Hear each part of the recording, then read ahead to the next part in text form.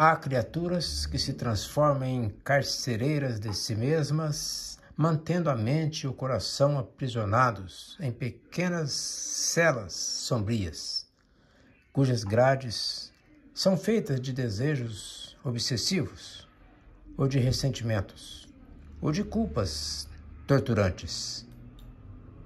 Tais criaturas geralmente não se dão conta de que seus pensamentos e sentimentos estão confinados num espaço mínimo, onde o desenvolvimento espiritual e a libertação da consciência são quase impossíveis.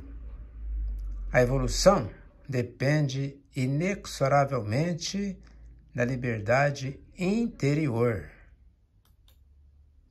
A liberdade exterior, melhor dizendo, é pura ilusão. Liberdade exterior. Mesmo que ela pareça completa, jamais o é.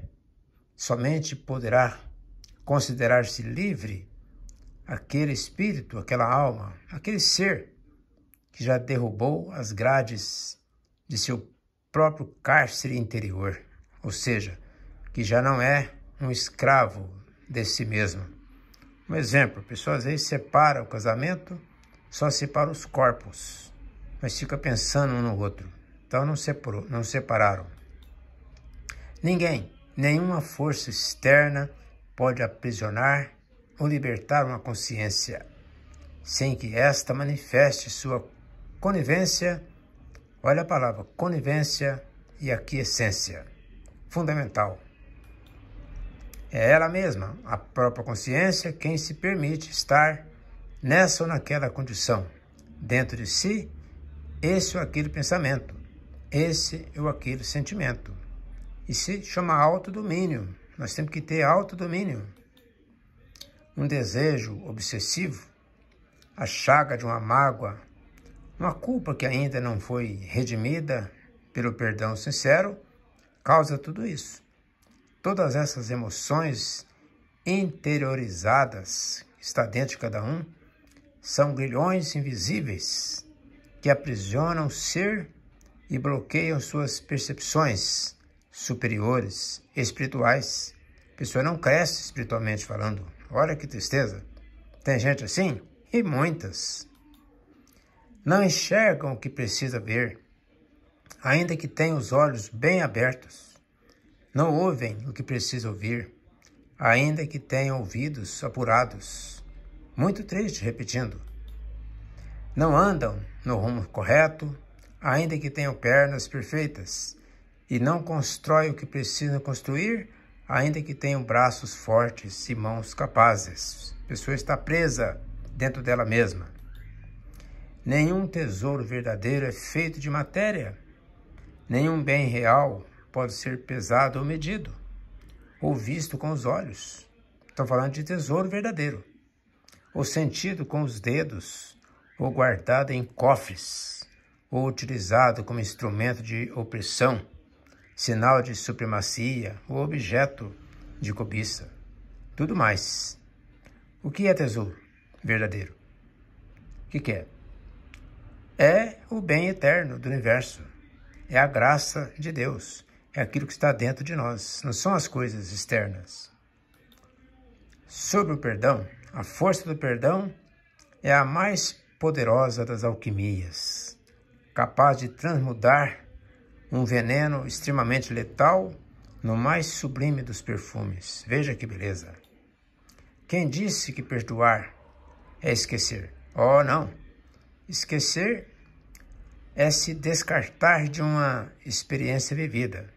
É renegar um aprendizado valioso. Perdoar não é esquecer, é compreender. E essa compreensão, olha que coisa séria, de que vos falo, não é a compreensão da razão. De repente você tem razão, o outro pode ter razão, mas essa compreensão é do coração, do sentimento, da sensibilidade da alma, do espírito. Quem alcança o caminho do perdão não carrega venenos dentro de si. Você pode entender isso? É o perdão, a seiva perfumada do sândalo. Olha que exemplo bonito. O machado é apenas um machado, e a mão que o segura bem pode não ser a mão de um inimigo, mas a própria mão de Deus. Muitas vezes acontecem as coisas conosco porque é preciso acontecer para a gente crescer espiritualmente. Um exemplo de Jesus. Carregou a própria cruz para que nela ele fosse crucificado. Deus permitiu?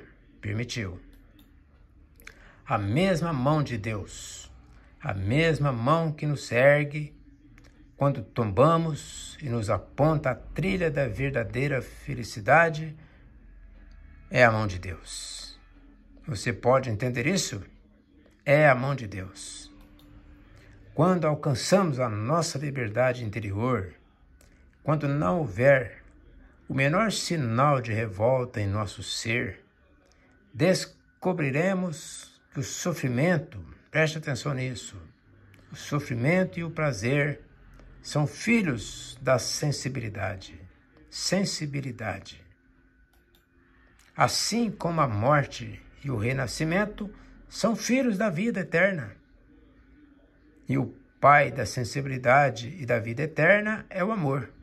E o amor é Deus, que mora em mim, em vós e em todos e em tudo. Por isso, tudo acreditai. O nosso maior inimigo é a ilusão. E as nossas mais importantes batalhas são aquelas que travamos contra ela.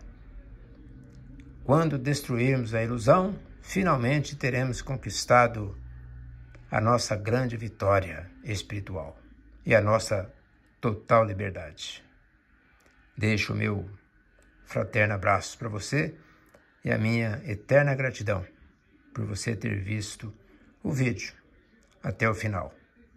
Até breve.